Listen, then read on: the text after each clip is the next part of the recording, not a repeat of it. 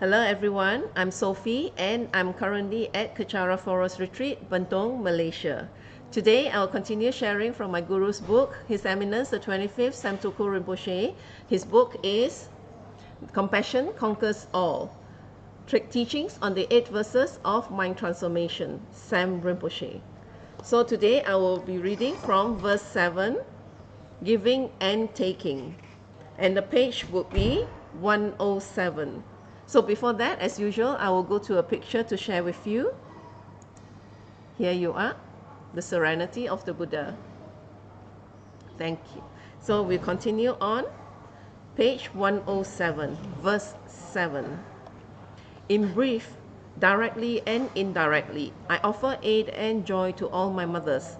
May I secretly take upon myself all harm and sufferings of my mothers. I repeat, in brief, directly and indirectly, I offer aid and joy to all my mothers. May I secretly take upon myself all harm and suffering of my mothers. What is that saying? When your beautiful, wonderful, kind, and very compassionate mother conceived you, and in general terms, it is out of great love. From the moment she found out that you were in her body, she loved you. The very thought of you being in her body created happiness. From the minute you kicked, the minute you created discomfort for her, although she was uncomfortable, she was happy. She protected you when you were in the womb. She bore the burden of a heavy being in her body for months upon months. She cared for you by not taking extremely cold foods or hot foods. She cared for you by sitting down gently and rising gently, so that you, as a little unborn child in her body, would not feel physical discomfort. When it was time for you to be born, and before that, how much suffering you created for your mother in the sense of nausea, morning sickness, pains, discomfort. And then when you finally issued forth from your beautiful, kind, wonderful mother, how much pain did you cause her?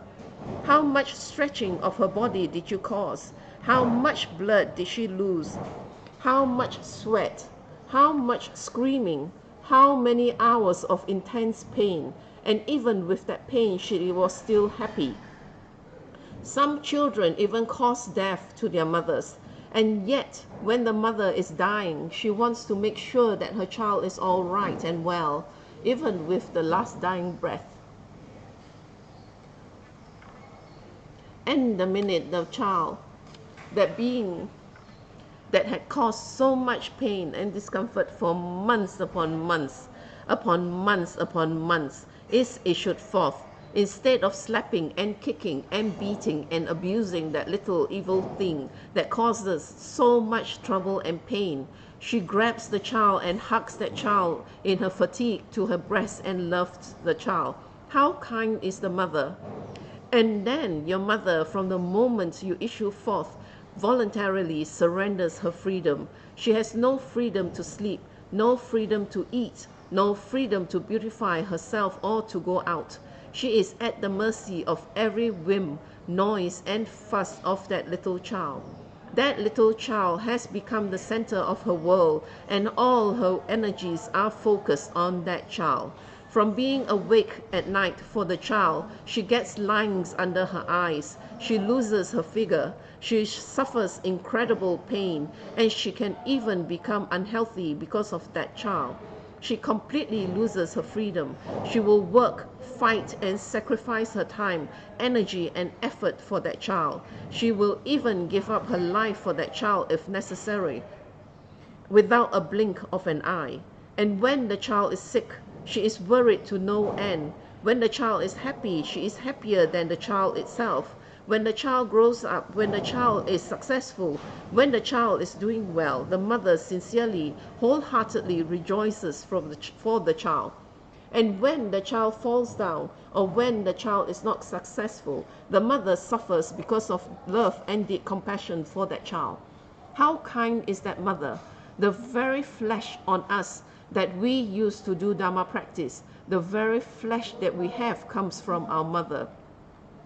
The very bones and flesh that we have comes from our mother. It's in that respect, women are much greater than men, incredible. Their bodies are more frail, smaller, more delicate, yet they can produce a greater result. And in Tantra, we should respect women and see women as the equal of men, if not better.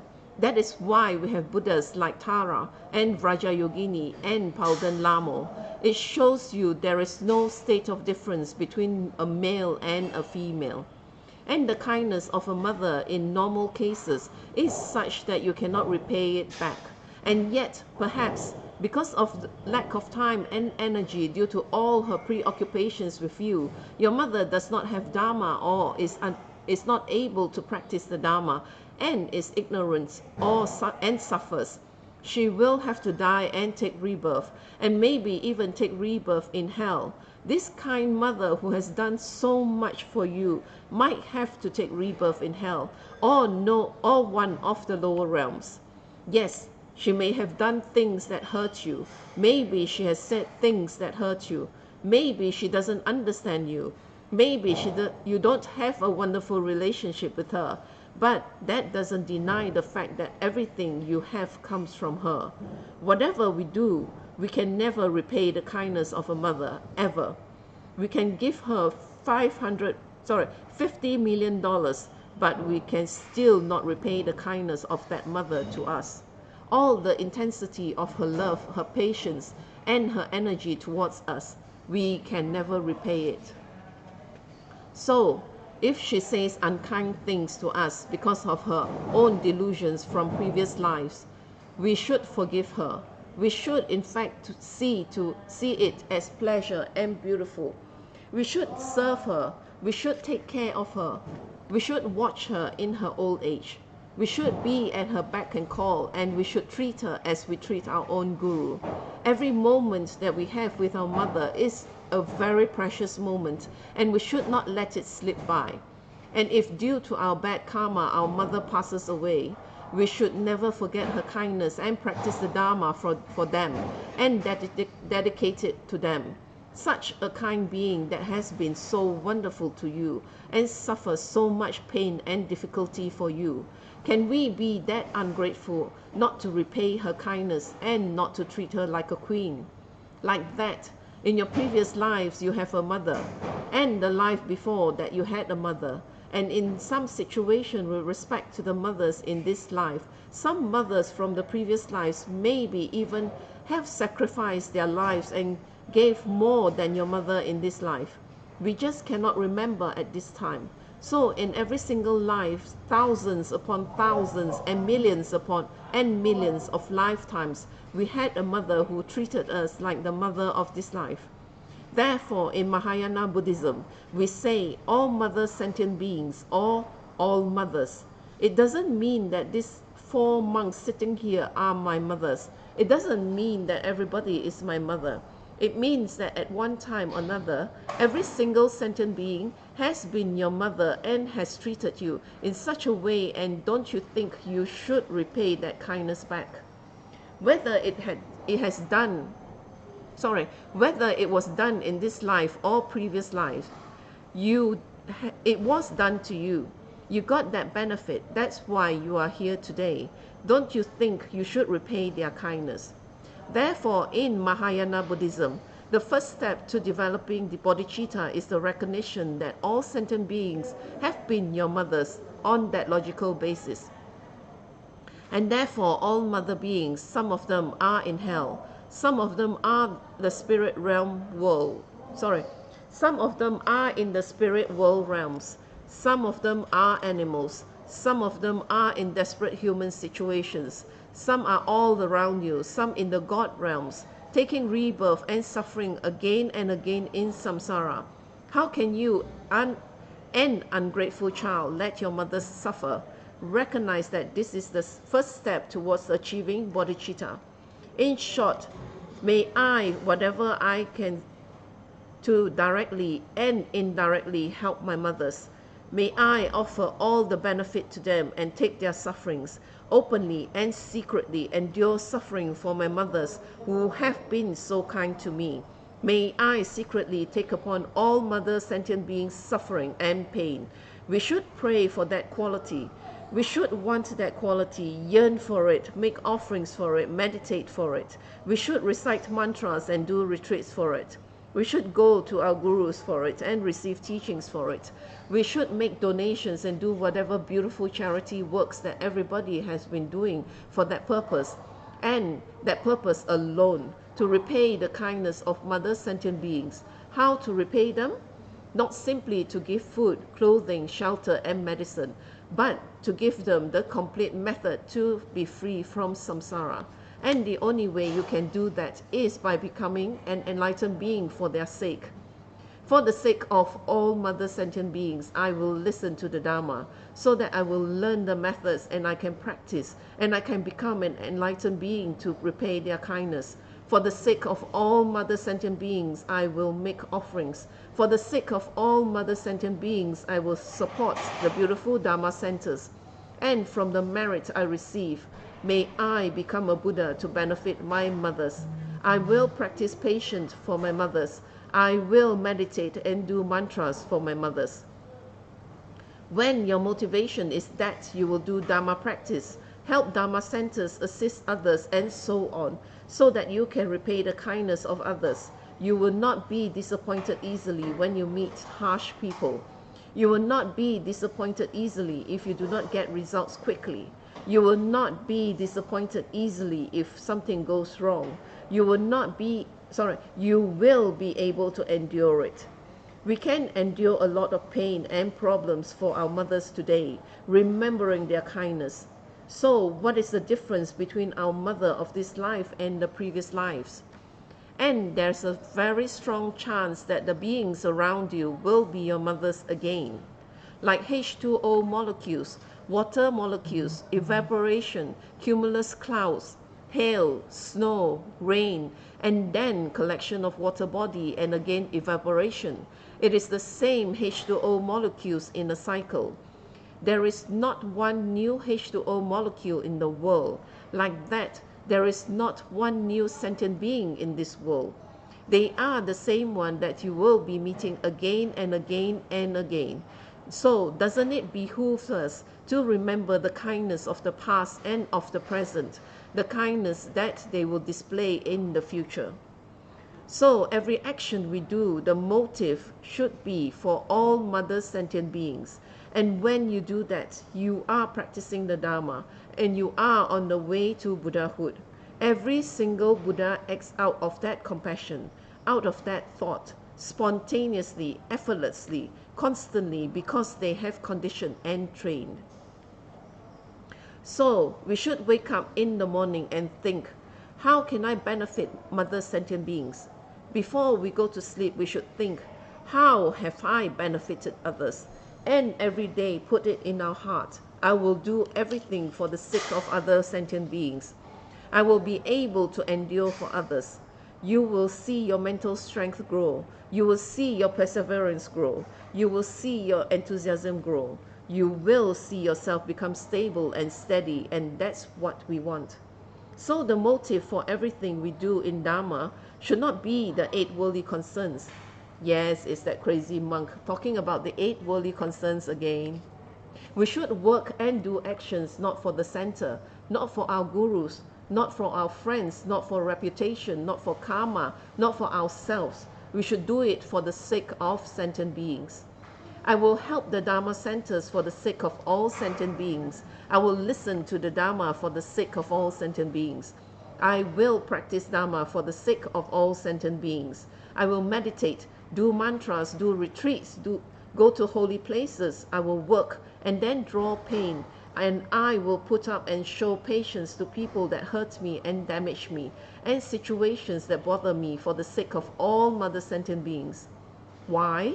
In short, because you wish to become a Buddha, to repay their kindness, to give them the ultimate way to come out of suffering.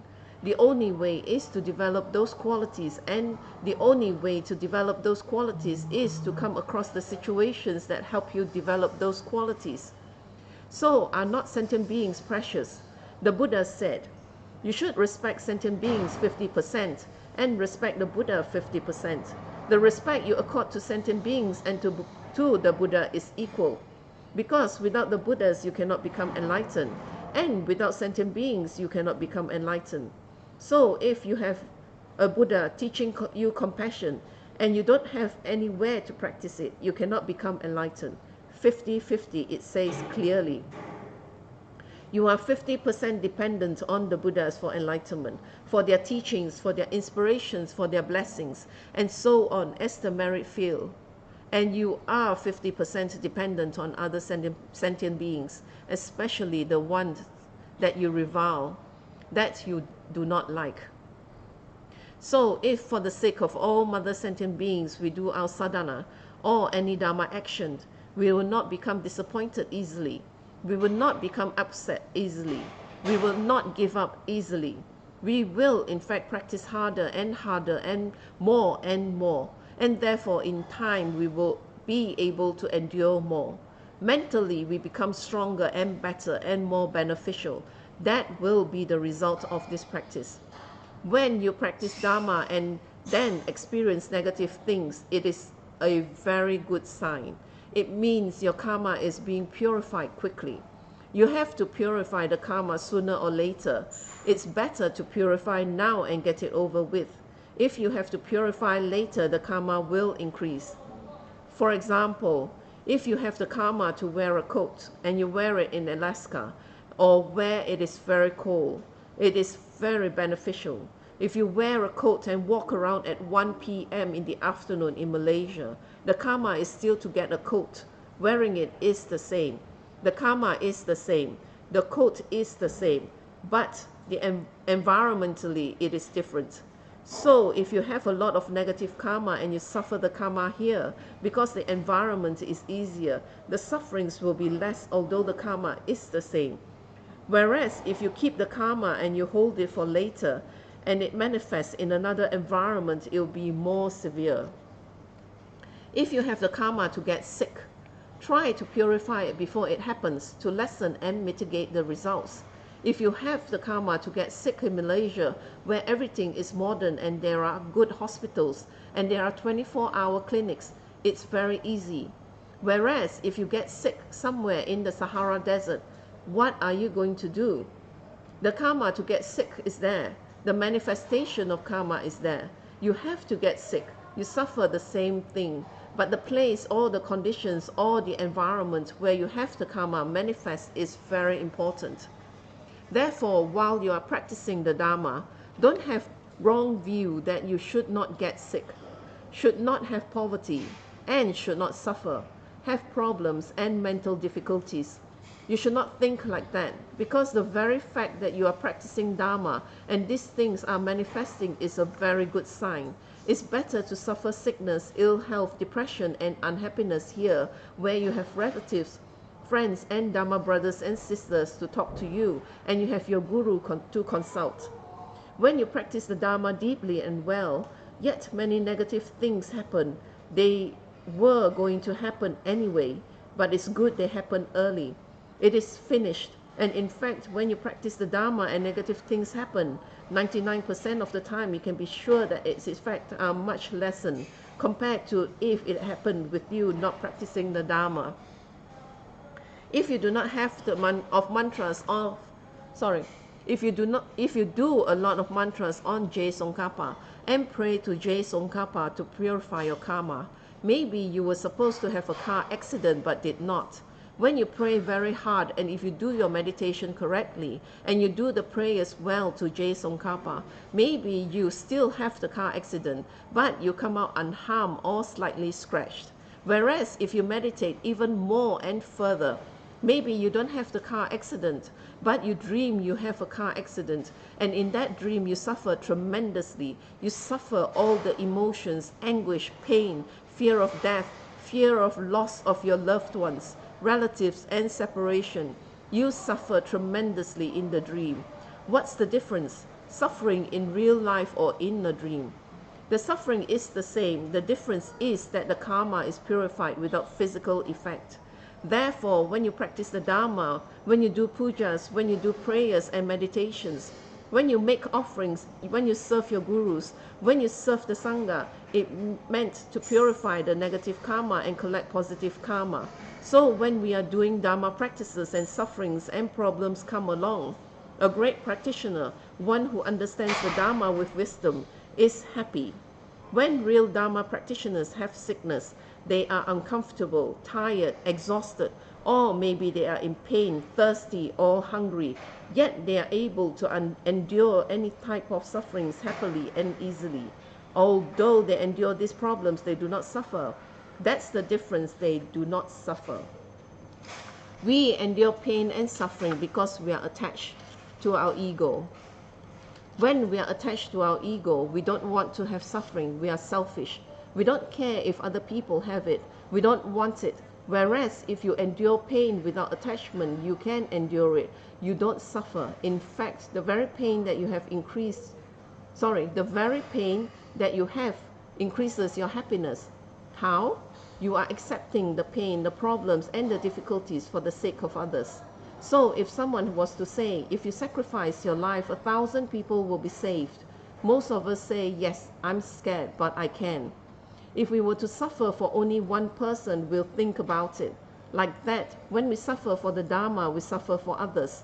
We can endure hunger, thirst, sickness, unhappiness, criticism, backbiting, people who go against us, people who do not want to cooperate, and financially or physical problems.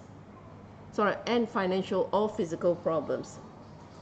When we can endure those kind of things for the sake of the Dharma, for the sake of others, the very karma that made us have those sufferings become purified in the process, and being happy about it and accepting about it. You do not create further karma for that to happen in the future.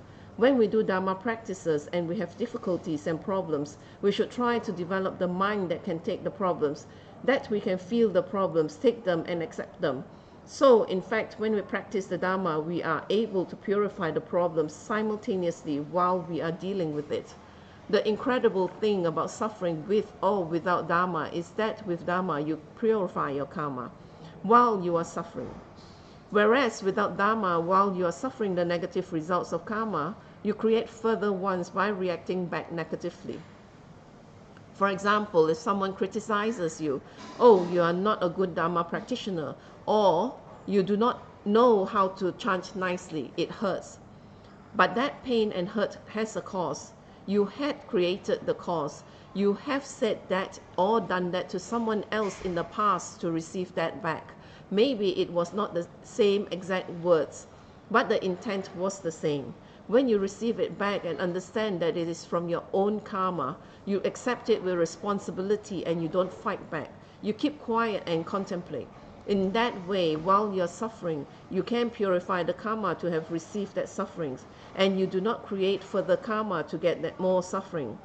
If you don't have Dharma and someone criticizes you, don't you fight back? Don't you defend yourself by saying, no, I'm not like that. My motive is not like that. My thinking is not like that. People explaining themselves a lot is a sign of very heavy ego, a very strong ego. It's self-grasping because they don't want people to know that they are right, that they are correct, that they are good, and that they are better than you. Explain when we are asked. Explain gently with good words and without gossip and backbiting.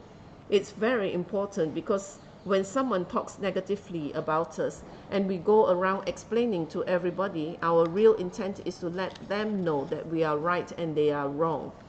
In that process, we collect even more negative karma to be even more misunderstood. And the very purpose for us to explain is to be understood. Isn't that just a terrible irony? So, in fact, as Dharma practitioners, we should be able to be happy, to endure sufferings for others. We should develop a mind that we can suffer for others, bear difficulties to benefit others, bear problems for the benefit of others. If they criticize us, if they criticize you, if they say negative things about you, even if they try to threaten you, if they hurt you, if they try to defame you, let them. Don't fight back. Don't harm them back, because two wrongs do not make a right. As a Dharma practitioner who believes in the three jewels, one should accept the unjust loss and offer the victory to others. And in the beginning, when we do that, Some people might try to take advantage of us, but in the end, everybody will understand our motive and intention, and we will be loved and be liked and protected by others. There were many people who tried to take advantage even of Lord Buddha, like his evil cousin Devadatta. Buddha never reacted. So whether we react negatively or not is whether we understand and practice the Dharma or not. We don't need to practice deep, long Dharma. We don't have to make silly excuses that we are new, but knowing this phase, offer the victory to others and accept unjust loss is very powerful, and in that we develop mental strength, mental capacity, and mental forbearance to be able to take upon ourselves the sufferings of others. When we are able to do that, we are entering the Bodhisattva path, the path of becoming a Bodhisattva, a Buddha. And it all starts from this moment, this time. We think, may I accept the unjust loss and offer the victory to others. And the first person we can start is with our Guru, the one who teaches, who gives us teachings, the one who is compassionate to us, the one who cares for us, the one who gives us the holy method to become a Buddha, to be free from suffering. His or her knowledge, his compassion, his wisdom, her knowledge is much greater than your worldly knowledge, your worldly achievements, and your worldly plans, much greater. We should not have, we should have due respect for their knowledge, compassion, and love. Although we may scorn and say negative things and go against our teachers will always be there for us, will always have compassion for us, and will always be ready to accept us. Doesn't that show us something? We should learn to endure pain, suffering, unhappiness, difficulties, problems, and disasters with the realization of the results from our karma and that we do for others. We should be able to endure that difficulty for others.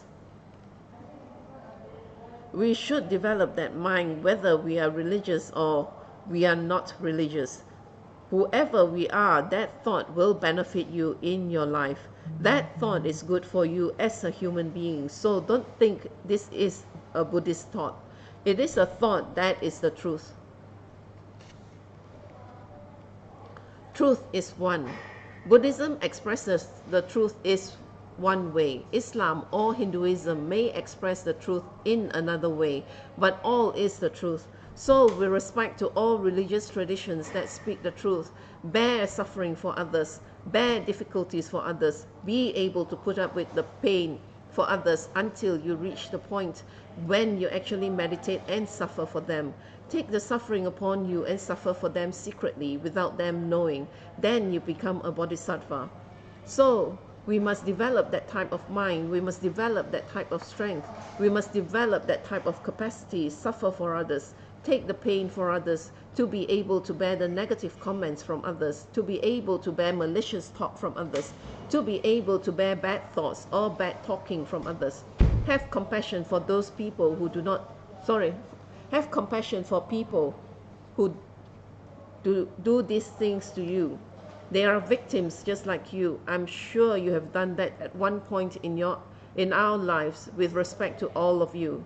When we did it out of ignorance. Now that we have the Dharma, we don't do it anymore like that. Many people don't have the Dharma or have the bad karma not to practice the Dharma. Therefore, by the force of their bad karma, they have no choice but to do these things of negative actions. So how can we add more wood to the fire and burn up the fire more by fighting back? They are already suffering. They are already collecting so much bad karma by doing this. Why add to it and have them do more? Why contribute to their suffering? Why contribute to their problems and to their anger? It doesn't stop your anger, solve your problem, or dissolve your unhappiness. So forgive them. Forgive them and let go. In surrendering and letting go, forgiving, you gain mental strength. You will be able to deal with even bigger difficulties. That is the Bodhisattva's ideal way of thinking. We should encourage other people towards good thinking, positive thinking. So when we have difficult people who are overwhelmed by suffering and depression and negative karma, they talk a lot, they create skepticism. They have big mouths, they gossips, they slanders, they are rude, treasure them. Don't push them away. Have compassion for them, keep them near you, and help them. Help them in any way you can. Help them emotionally, help them financially if you can. Help them materially. Help them in any way you can, because if you don't help them, what dharma are you practicing? Are you more desperate than them?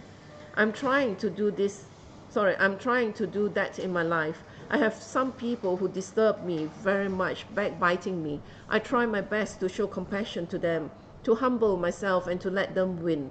I really try that. Sometimes I'm successful, sometimes I'm not. Because I'm not a Buddha, but I am getting more and more successful.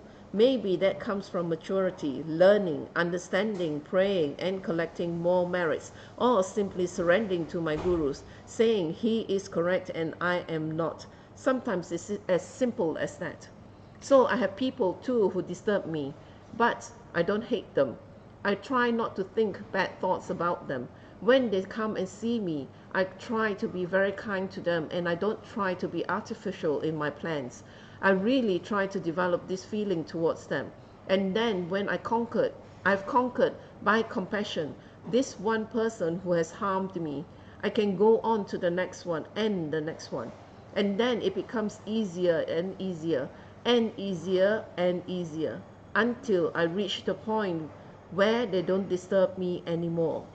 I will take their sufferings upon myself. There are no mantras, there are no miracles, there are no meditations. It's good, old, simple, hard work, but it's worth it. If you do it, it's the same situation. If you don't do it, it's the same situation. So, it's better to experience the situation than grow from it and improve from it than just to experience it, react negatively, and then never grow from it. So I think that is very important. Please hold people who disturb you and create problems and difficulties with compassion near you. Doesn't mean you have to keep them on your shoulders and carry them everywhere. Keep them near you means in your heart. Help them. Never be tired of helping them. The Buddha is never tired of helping us. Our gurus are never tired of putting up with us. So we should just be as courageous to put up with them and help them materially, financially, food, emotionally, by making them comfortable. Remember Atisha and that monk. Please don't let these teachings remain here. With all due respect, I don't mean to say you are so bad. Please, let's not go back to our old selves, our old ways, and our old habits and thinking. Please think about this. Let it enter your heart. Accept it and practice it. Not when you are in a good mood, not when you have good business deal, not when you have money in the bank, not when you have harmony, not when you have your supper, not when you are healthy. Now, immediately, and you will experience the change. In this verse, we find the culmination of compassion, where it emerges and becomes inseparable from wisdom. Shantideva stated that without wisdom, there can be no true compassion. Bodhisattvas spontaneously help everyone, anyone, because for them there is no other, no separation, no duality. Every pain of every being is felt as their own, yet welcomed with open arms and without personal suffering. It is the most beautiful and inconceivable mystery, and at the same time, nothing could be more natural.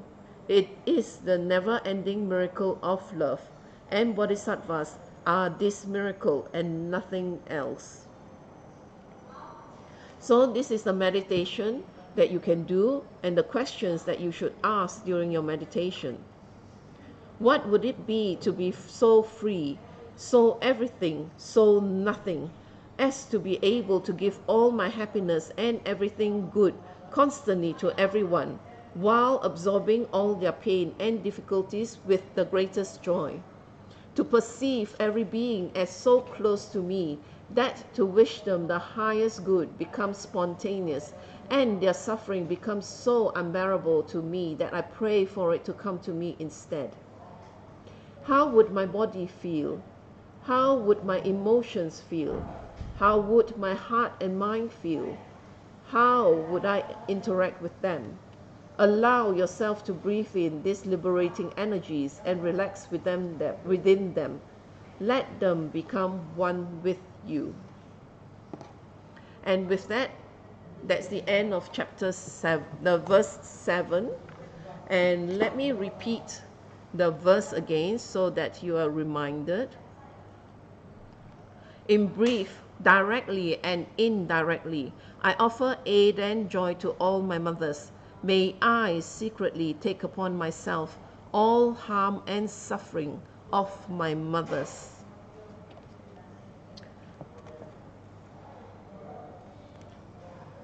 I do hope that you really contemplate, meditate on the verses, because it really is the path towards enlightenment. And once realizing it, you really gain your own peace of mind, and at the same time you are helping others with theirs.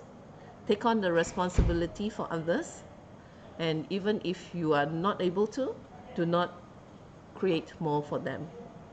So thank you for sharing this session with me, and with that I will end my session in completion dedication in Tibetan. Chang yu sen churin po shi ma ke panam ge shi ge panam pa me pa yang go ni go du pe wa shu to ni to wa rin po shi ma ke panam ge shi ge panam pa me pa yang go ni go du pe wa shu da so ji ni sa pa ge wa di tan tan tro wa gu na ga pa da je pa je su no san tra pa i tam ping in po rin du sa se shu ke wa kun tu yan da la ma da dra mi cho ki wa la lo cho jing sa dam dang yi yat te ra zo ne do je chang yi ngo pa ngo tu su ke wa di yu du da la ma sang yu du yu ne dro wa chi ke ma lu pa de sa la go pa shu cho ki ga pu sung pa cho sun pa pe wala ge ki sam si wa dang tu ki ma lo sa wa shu da dam sung yu du sun dan dre wa song yi la te ne ge wa lo san tra pa tam pa yu ri va yu shi ni mo de le sen de le ni mi gun yan de le shi ni sin ta tu de le pa ko chu sung yi jing gi lo ko chu sung yi ngo du so ko chu sung yi tra si shu je su na ma ko sen rap ting ching nam ka tri ni cho chu ke pa dang lo sam tem pe tro mi sap sung tro e mun sa ta tu ni gi shi ga we ra we ko shin kam dem pen dan de o ma lu gyu ni chen ren se wan ten sing get so yi sha pe shi de ba du deng yu shi hôm tông bình ngọt rum malu pa đến để đá là sao du so còn đàn đem pa long chọn nam ke pa so shik shuk ten sell. Thank you again for sharing your time with me, and please do contemplate on it. And most of all, realize how compassionate your guru is and emulate his actions. So thank you and goodbye. Hope that you join me for the last verse, which is verse 8, and learn what it is about.